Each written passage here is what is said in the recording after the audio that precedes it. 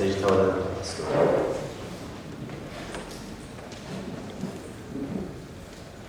Senhor, nosso Deus, Pai Todo-Poderoso, eis aqui tua serva, Senhor. Nós te rogamos, pedimos em nome de Jesus, que o Senhor esteja usando a vida da pastora, ungindo com o poder do teu Espírito Santo de Deus, que ela possa realmente trazer a tua palavra, que essa palavra realmente possa ser impactante, possa realmente colher frutos, Senhor, nas nossas vidas. Abençoa a vida da pastora, de toda a tua igreja, em nome de Jesus. Amém.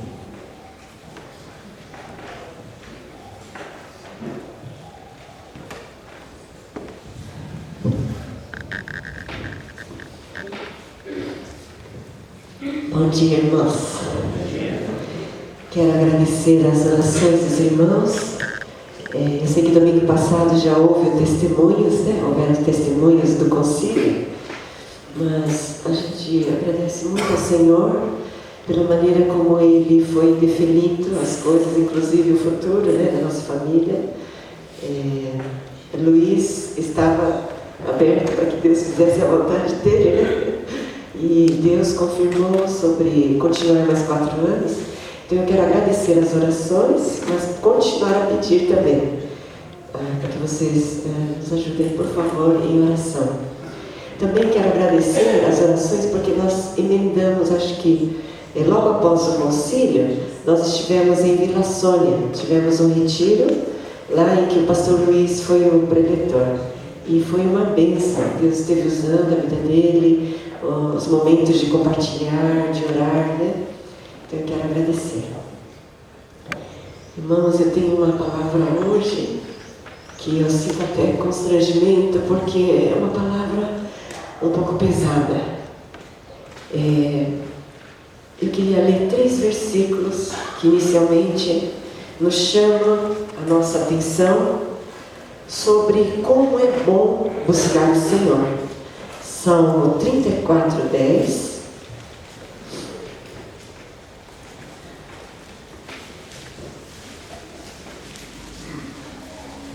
Salmo 34:10. 34:4. E depois Salmo 9:10. Eu vou estar lendo aqui. 34:10. Os leõezinhos sofrem necessidade e passam fome. Porém, aos que buscam o Senhor, bem nenhum lhes faltará. 34:4. Busquei o Senhor e Ele me acolheu. Livrou-me de todos os meus temores. E Salmo 9:10.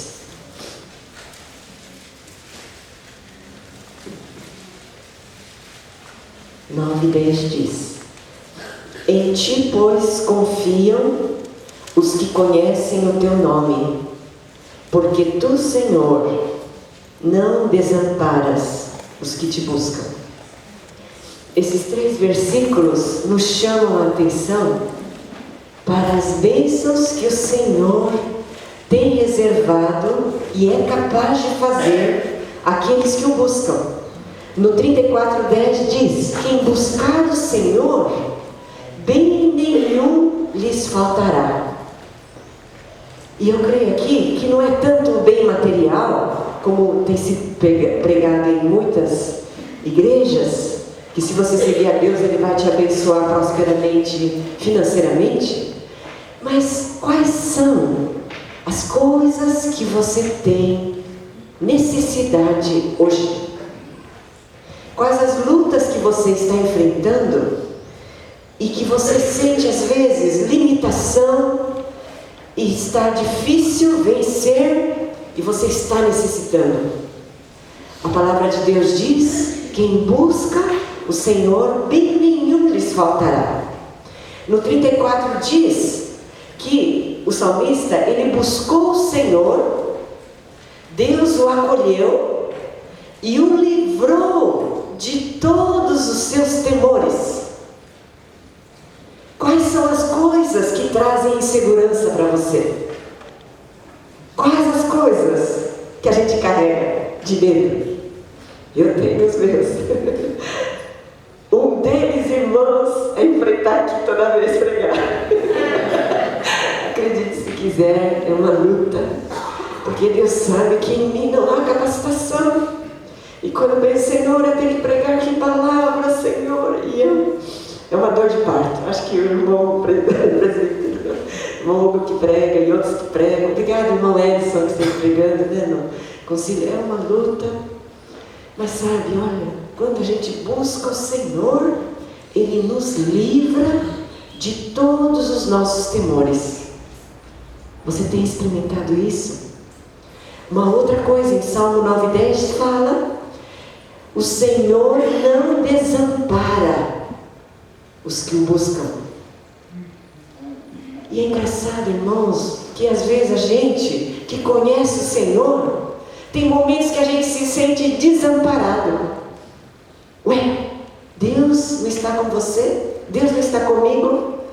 Mas o que falta para que a gente não precise se sentir sozinho, desamparado? Tem um texto, não é preciso abrir, em Amós diz: buscai-me e vivei. É tão simples, irmãos. Mas por que, irmãos, que nós temos tanta dificuldade de buscar o Senhor? Nós sabemos que Ele é poderoso, que Ele supre, que Ele faz, mas a gente carrega as nossas necessidades, a gente vive como se estivesse sem ninguém e sofrendo. Por que dessa dificuldade?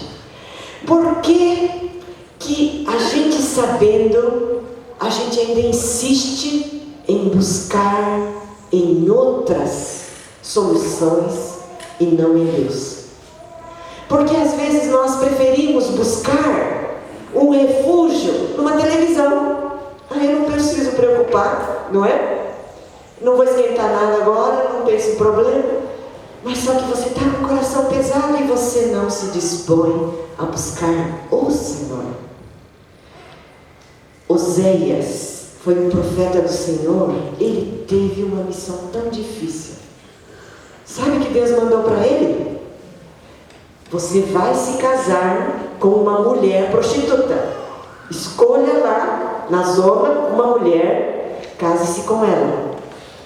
Porque Deus queria que Oséias experimentasse qual é o sentimento de Deus que ama o seu povo. E o seu povo, por mais que tenha um Deus tão amoroso, prefere ficar com outros, busca em outros e se prostitui. E aí Oséias experimenta isso na carne. Ele tem 3 filhos e os nomes dos filhos deles eram terríveis. Jezreel, porque diz que vai ser um castigo conforme Jezreel. Outro era para se chamar Não Meu Povo, porque Deus estava falando ao povo: vocês não estão agindo como o meu povo. E desfavorecida, porque eu não vou mais estender o meu favor sobre vocês. Uma palavra dura, né? Agora, por que, irmãos, o povo de Israel agia assim? Eles conheciam a Deus, né? Vamos ver lá, vamos abrir em Oséias, capítulo 11, versículo 6. Oséias é daqueles livros pequenos, né? Dos 12 profetas menores lá, os últimos do Velho Testamento. Ele é logo depois de Daniel. Oséias 11, versículo 6.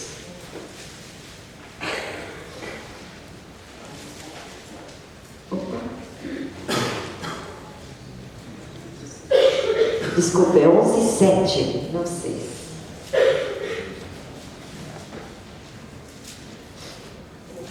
Diz aqui: porque o meu povo é inclinado a desviar-se de mim. Se é concitado poderíamos colocar de sinônimo, se é estimulado, se é aconselhado a dirigir-se acima, a buscar a Deus, ninguém o faz. O povo de Israel era assim. E no versículo do capítulo 4, versículo 6, o que é que diz ali? O meu povo está sendo destruído porque lhe falta o conhecimento. Só esse pedacinho. E aí ele vai dar depois uma bronca para os sacerdotes que estão rejeitando o conhecimento do Senhor. Mas se você ler o livro de Oséias, tem coisas, irmãos, que parecem os dias de hoje. Por exemplo, veja lá no capítulo 4, 1, 2, do 1 até o 3. Olha lá.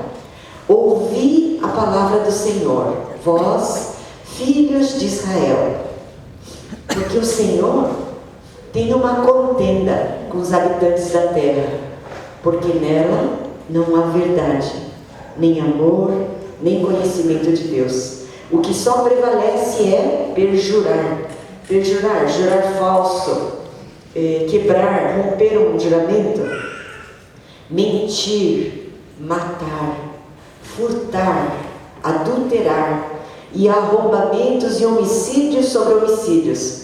Por isso, a terra está de luto, e todo o que mora nela desfalece, com os animais do campo e com as aves do céu, e até os peixes do mar perecem. Olha só, uma citação para os peixes do mar. Em Apocalipse, tem duas citações quando fala de peixes do mar.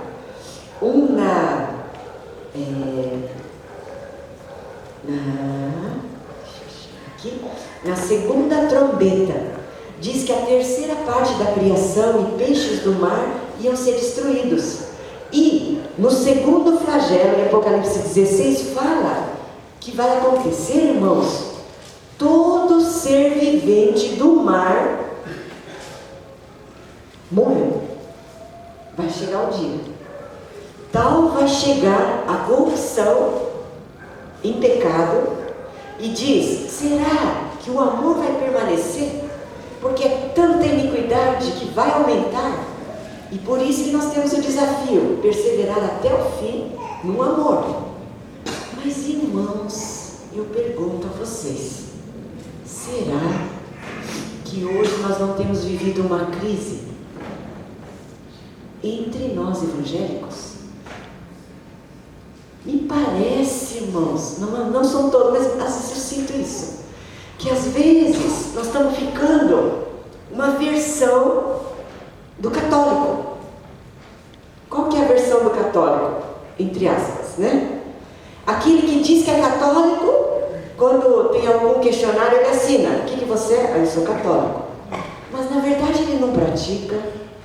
Na verdade ele vai só aos domingos para bater o cartão, né? Ou vai nas missas, ou quando passa na igreja faz o sinal da cruz.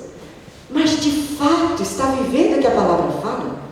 E às vezes eu sinto, irmãos, que se nós não cuidarmos, igreja evangélica brasileira, igreja evangélica Nikkei, de várias denominações, nós corremos o risco, irmãos, de ir esfriando, de saber por que estão aqui, por que estão, se no dia a dia, irmãos, nossa vida não está vivendo com amor ao Senhor, com prioridade para o reino de Deus. Muitos estão dizendo que são cristãos, mas quem está controlando a vida ainda é a própria pessoa, não é Jesus, que controla todas as decisões.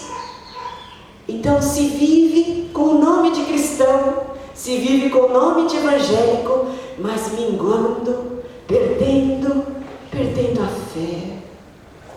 Irmãos, vamos acordar, porque está em jogo a sua vida, a sua alma está em jogo.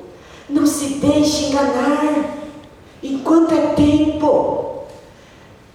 São coisas maravilhosas que Deus quer fazer através de você, mas precisa que você se posicione, precisa que você largue as coisas que estão te prendendo, que você abrace com todo o coração a missão que Deus tem dado para você, que você ame a Jesus de coração, E se você tem luta nisso, o Senhor é o primeiro a te ajudar. Se você quer amar, mas está tendo luta, e você conhece sua fragilidade, você conhece que é fácil você se envolver com as coisas do dia a dia, e depois esquecer, não dar mais valor, e só os domingos você se lembra. Ora, busca o Senhor. Ele é a fonte de transformação dos nossos corações.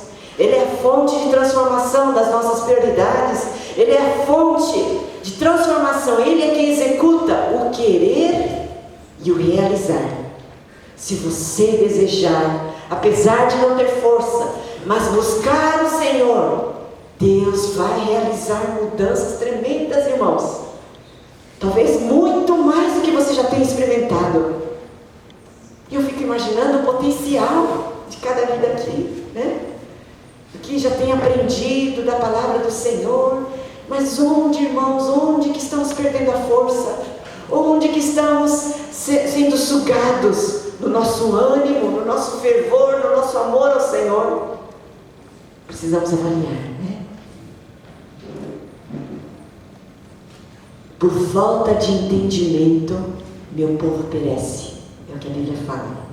Em Oséias 5:11 diz: Efraim está oprimido e quebrantado pelo castigo. Por quê?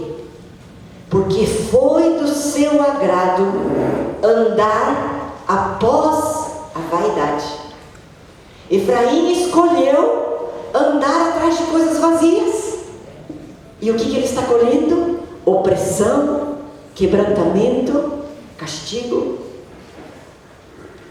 Em Salmo 32:9 diz assim: não sejais como o cavalo ou a mula, nos quais não há entendimento, e eles precisam de freios e cabrestos, sem os quais eles não são dominados, de outra sorte não te obedecem. E agora o texto que o irmão Erivelto leu, que o Senhor repreende a quem ama. Que coisa! Se você é filho, você é filha, o Senhor vai cuidar de você. Ele vai repreender você.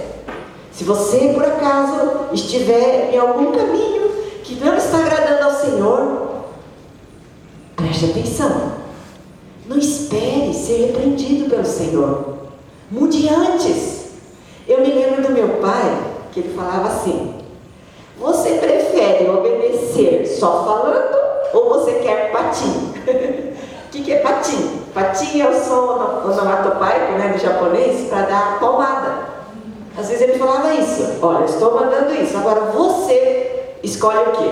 Você prefere obedecer só eu falando ou você prefere patim? Eu vou obedecer, né? A gente quer avaliar. Mas irmãos, olha, com Deus também. Ele ama tanto cada um de nós.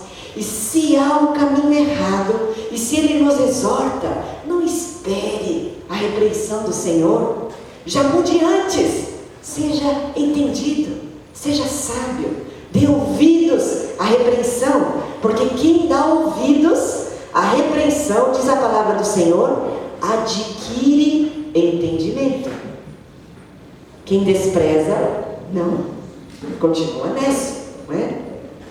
Então, o Senhor repreende a quem ama. Vamos abrir Hebreus 12, de 4 a 10. Olha o que diz ali. Hebreus 12, 4 a 10. Ora,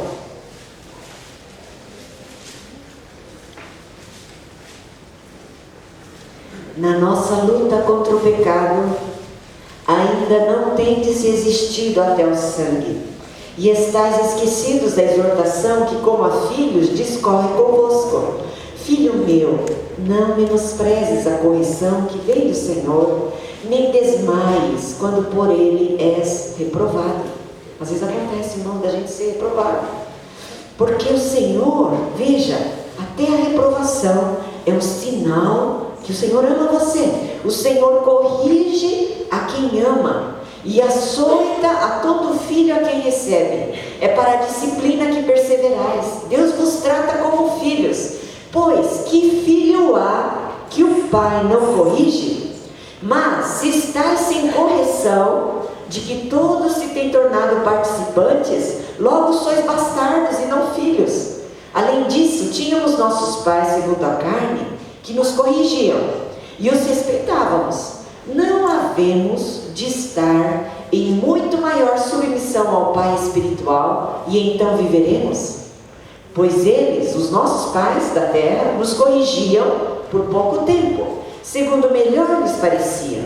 Deus, porém, nos disciplina para aproveitamento, a fim de sermos participantes da sua santidade. Toda disciplina com efeito, no momento, não parece ser motivo de alegria, mas de tristeza.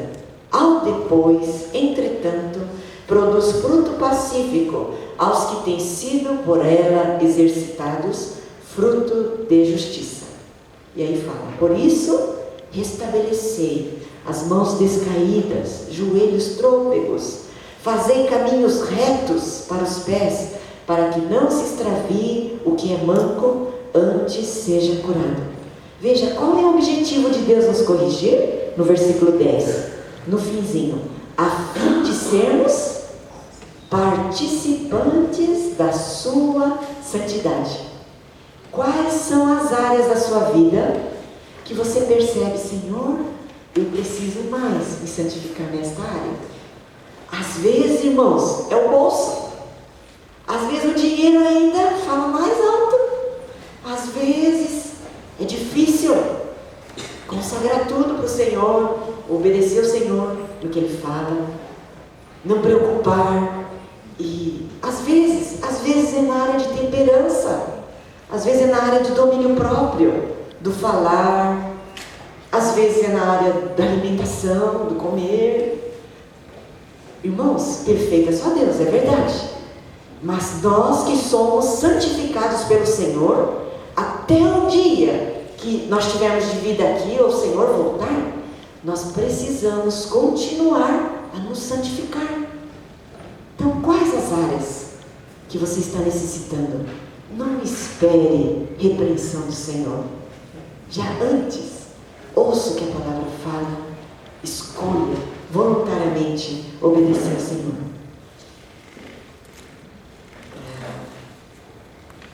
Terminar, eu queria dar algumas dicas sobre como obter o entendimento, né?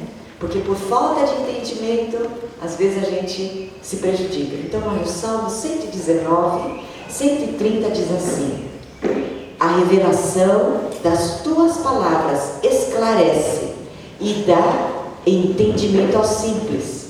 Então eu queria dizer, busque na palavra, absorva os seus ensinos, pratique-os, e assim você estará crescendo na prática e na maturidade em Cristo.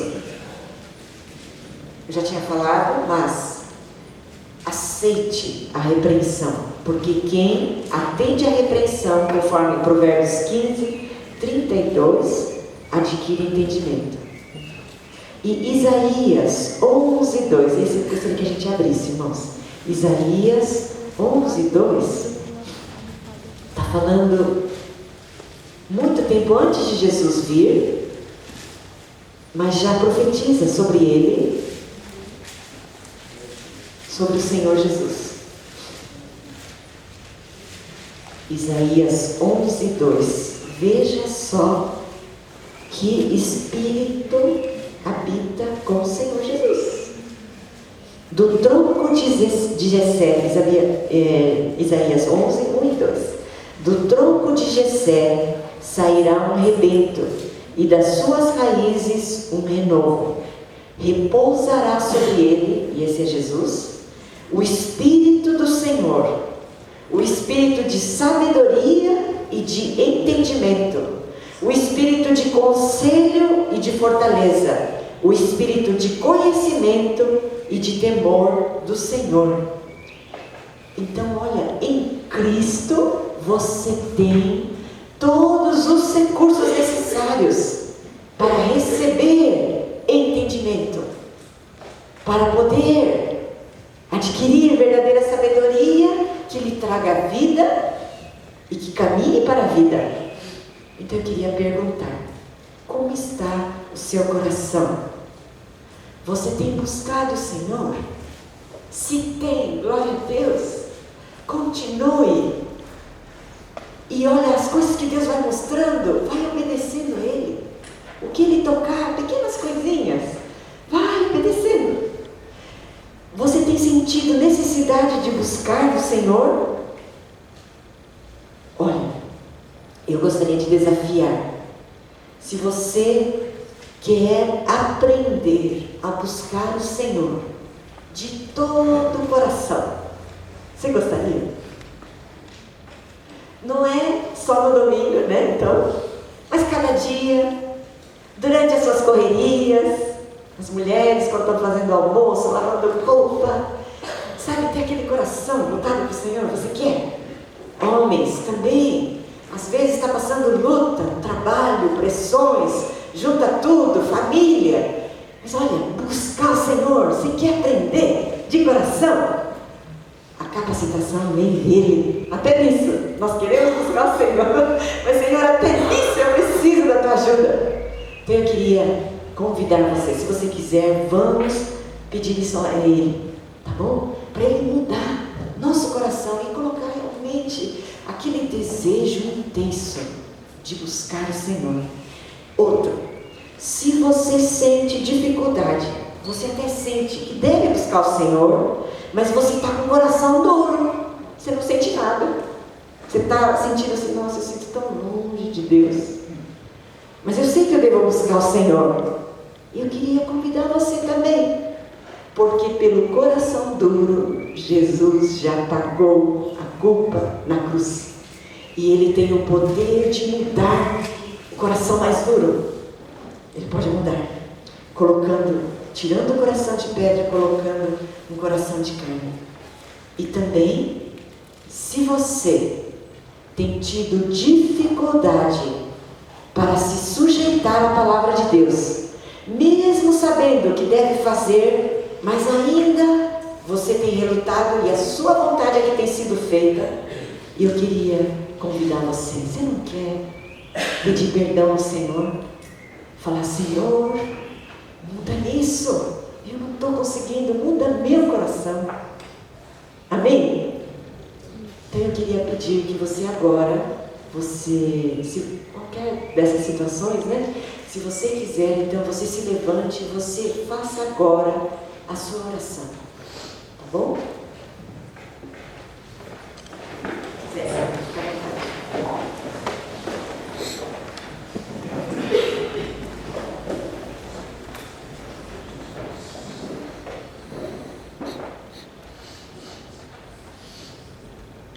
Deus não está preocupado de você falar bonito, Ele só quer ver sinceridade no seu coração. E Ele vai atender o seu pedido sincero.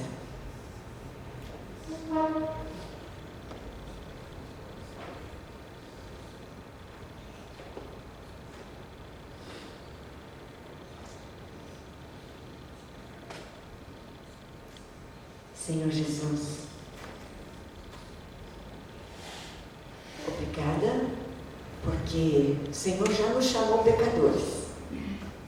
E somente por Tua obra, Pai, por Tua graça, pela obra que o Senhor realizou na cruz, morte e ressurreição, que nós temos a possibilidade, Pai, de termos vida, de sermos transformados. Pai, hoje nós estamos aqui nos apresentando diante de Ti, com as nossas misérias, Pai, reconhecendo como a gente está longe, Pai, de agradar o Senhor, de buscar o Senhor de coração. Pai, há tantas áreas que necessitamos ser santificados, tantas áreas, Pai, que precisamos experimentar o Teu poder de maneira mais profunda, e às vezes, Pai, é o nosso próprio coração, com os pecados que temos, com as desobediências, que não deixa, Pai, o Teu mover. Então, Deus, até nisso, Pai, nós precisamos de Ti. Vem visitar cada coração aqui que falou, Pai, com sinceridade, que buscou a Ti. Pai, nos ensina a Te buscar de todo o coração. Mais que tudo, Senhor, nos ensina a gente a Te amar com tudo que somos, com todo o nosso coração, com todo o nosso tempo, bens, entendimento, forças. Pai, a viver para Ti, porque só assim mesmo que tem propósito na nossa vida, e a gente fica tão feliz, Pai. Nos ajude, abençoa, Senhor, continua a Tua obra em cada um de nós. Nós queremos Te pedir, Te agradecer, em nome de Jesus. Amém. Amém.